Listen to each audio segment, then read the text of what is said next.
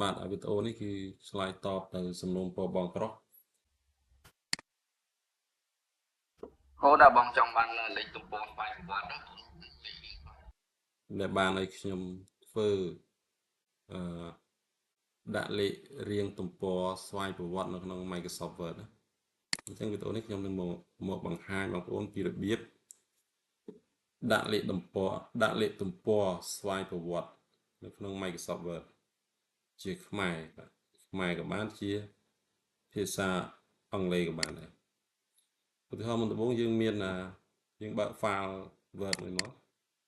ដើម្បីយើងសាកល្បងធ្វើ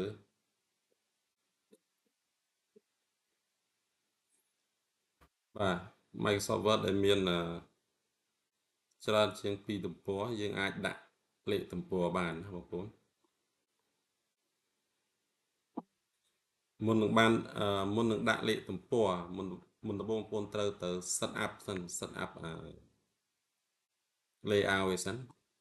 យើងចូលលេខ layout នេះមកបាទតបមកយើងចូល page setup បងប្អូនមើលកន្លែងនេះ margin នេះថប់បងប្អូនយកលេខ1អញ្ចឹងទៅហើយ bottom នេះបងប្អូនយកឲ្យទាបតិចមកដាក់ត្រឹមលេខ3ក៏បានលេខ2ក៏បានលេខ3ក៏បានបងប្អូនណាតមកចូលកន្លែង layout នេះបងប្អូនមើលកន្លែងផ្នែកខាងក្រោមនេះណាផ្នែកខាងក្រោមនេះបងប្អូនតើ footer នេះបងប្អូនបន្ថយវាយក 0.4 នេះមកបានបាទកុំអោយកន្លែងដាក់លេខទំព័រហ្នឹងវាធំពេកវាទូលាយពេកអត់ស្អាតអញ្ចឹងបងប្អូនចុច OK មកចុច ignore មកតបមកទៀតយើងចូលទៅដាក់លេខទំព័រយើងចូលកន្លែង insert នេះបងប្អូនចូលទៅកន្លែង insert បងប្អូនងាកមកមើលខាងនេះមើលកន្លែង page number នេះលេខទំព័រនេះបងប្អូនអាចបើបងប្អូនចង់ដាក់ពីលើទំព័រយើងចូល top of page នេះប៉ុន្តែជាធម្មតានៅប្រទេសកម្ពុជាយើងគឺរដ្ឋបាលយើងតែងតែប្រើ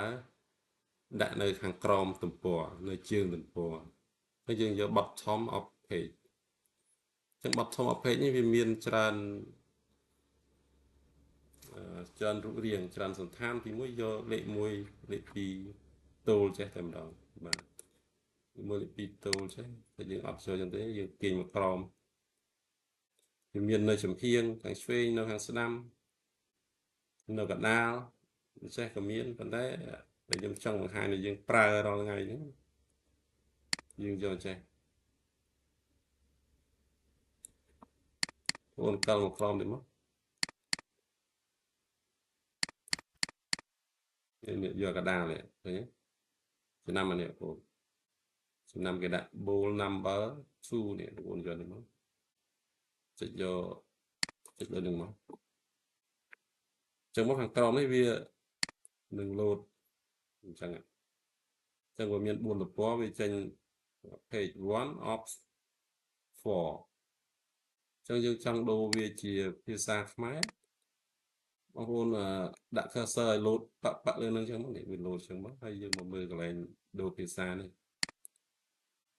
បាទបង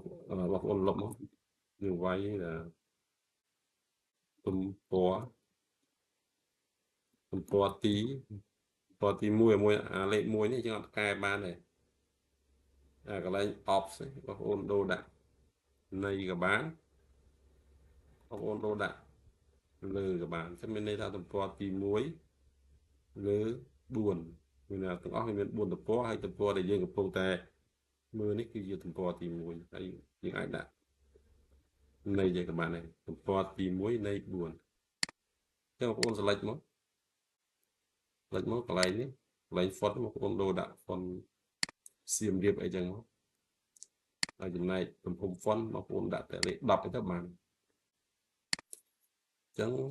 បងប្អូននេះឲ្យបងប្អូនចុចលើនេះ2ដងមក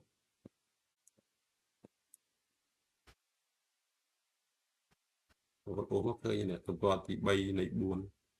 ចឹងដល់ឆ្លើយគឺទំព័រទី4នៃ4